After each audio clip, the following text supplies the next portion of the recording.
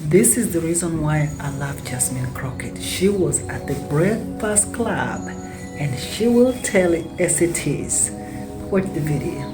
We're in debt because we decided that we're going to reduce the income, right? So under Trump in his first administration, we went into debt $8 trillion. Now, he wanted to say it was because of COVID. It really wasn't. Obviously, there was money that we sent out because people were in need during COVID to make sure that we didn't go into a recession. But at the end of the day, it was because he said, oh, wait a minute, that income, we're going to stop bringing that in from the top 1%ers. Well, those Trump tax cuts, they expire right about now. And he's trying to reinstitute them. So here it is. You've got Elon Musk running around talking about, I'm cutting this, I'm slashing this, I'm doing this and that, and da-da-da, all this kind of stuff, right? I do want to be clear that at the same time they're saying, but we got to raise the debt limit. Well, why do you have to raise the debt limit if we are saving all this money? You know why? Because they actually want to deepen the tax cuts for all those billionaires that were sitting on stage with him on January 20th. Those guys are looking to keep more money in their pocket. That is why. It's why we ran into debt last time. It's why we're going to run into debt again. The only time that we've had a budget that was clean and we didn't have to worry about debt, you know who was in office? Bill Clinton. Bill Clinton, a Democrat. You know what the tax rate was? It was what Kamala Harris was proposing.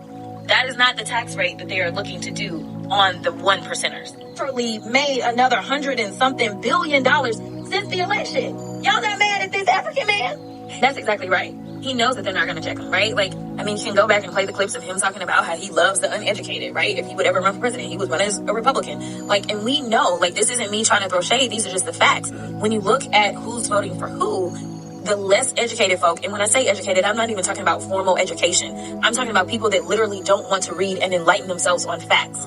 Those are the people that typically vote for the Republicans. And it's one of the reasons that we have to stop writing in theses as Democrats, right? Like, we want to give you every single little detail that we can find so that you can have all the information. But the reality is that the average person that is going out there and voting, they're not paying attention to that. And we fail to realize how selfish people are. People go out and they vote in their own self-interest, right?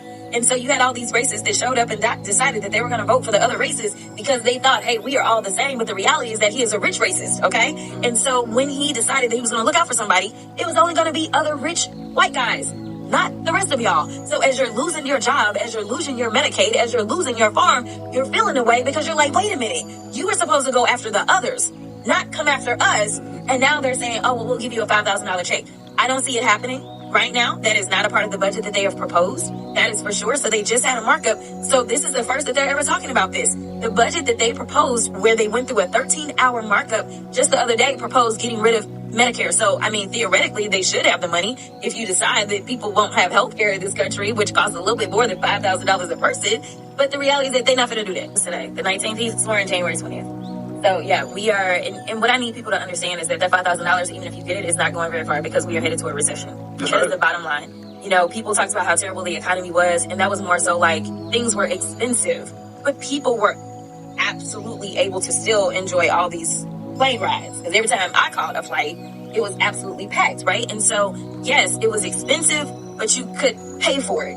You're going to end up in a situation where you're not going to be able to afford the food. Right now, you're getting rid of the people that labor in the fields, right? Because here's the reality. When you look back at the history of this country, they have always relied on some person of color to labor. That is why they needed slave labor, right? Like, we were the ones that they took onto the plantations to work the fields. And so we know that we have so many immigrants that come into this country, and their only thing that they're looking for is a way to survive. And so they will work for the pennies that is paid to actually work the farms, and that keeps the cost of our food down. But when they send their money home, it goes a long way. And so their family is able to live a better life than they would have been able to live if they were still there, where they didn't have the job opportunities, right? But these are also the people that are building our houses. As you're complaining about the cost of homes, now we have another input cost that's about to go up because, listen, these people aren't showing up. I just talked to contractors down in Atlanta, Georgia. They talked about the fact that their workers are not showing up to work because they are concerned about whether or not they are going to come and try to take them away. And this is even if you are a citizen, because ICE is so ignorant, they rounded up everybody. They rounded up Puerto Ricans.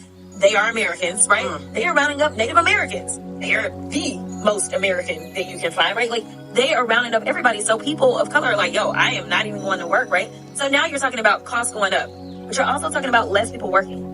The United States is the 15th largest employer in the entire world, right? So now they're like, oh yeah, all those people we're firing, they can just go to private industry. The jobs don't exist. And private industry is signaling that they know that the recession is coming. Southwest has never done a layoff like what they did in the entire existence of Southwest, and they just cut 15% of their workforce. So we're seeing where private industry is starting to collapse and starting to actually reduce their workforce instead of increase it. So where are these people going to go? And people don't realize how many organizations, private or otherwise, rely on federal dollars in some way. And now you're saying we're going to take those federal dollars out, but we're not putting them back into people's pockets.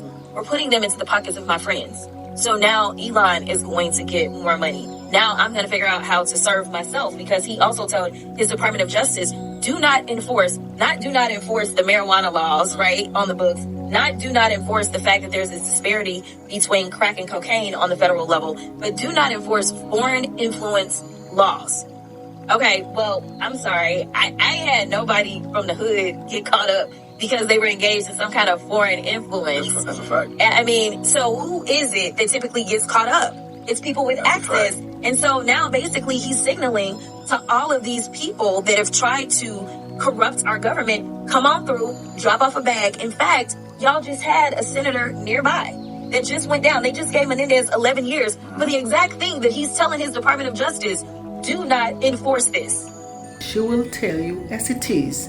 I love you for truthful, for fighting for all America.